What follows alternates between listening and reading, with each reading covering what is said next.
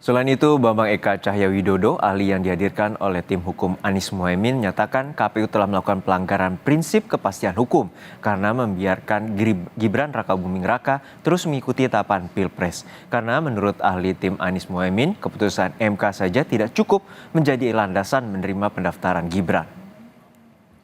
Diatur dalam PKPU sehingga putusan MK saja tidak cukup menjadi landasan menerima pendaftaran Gibran. Meskipun MK telah membuat putusan nomor 90 PUU 21/2023, KPU harus tetap mengubah peraturan KPU 19 terlebih dahulu untuk menyesuaikan syarat calon. Perubahan frasa dalam putusan mahkamah tidak bisa dipisahkan dari kedudukan mahkamah sebagai negatif legislator, sehingga putusan mahkamah harus dinilai setingkat dengan undang-undang yang memerlukan peraturan KPU untuk dioperasionalkan, terutama dalam peraturan KPU.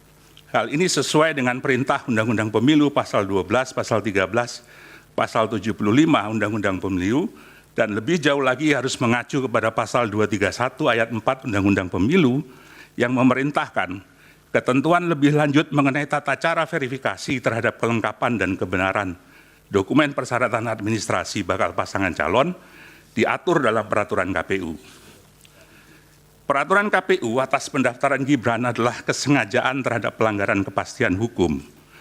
Kebutuhan peraturan KPU mengatur penyesuaian dengan putusan MK tidak hanya kebutuhan administratif, tapi juga kebutuhan hukum pemilu agar tidak timbul kekosongan hukum pasca putusan MK.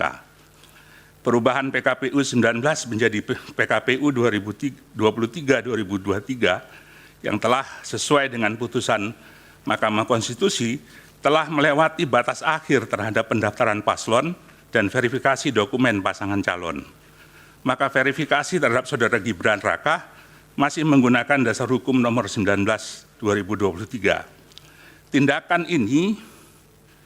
Tindakan Komisi Pemilihan Umum membiarkan Raka Gibran terus mengikuti tahapan pencalonan dalam proses pendaftaran dari verifikasi bakal pasangan calon merupakan pelanggaran terhadap prinsip kepastian hukum.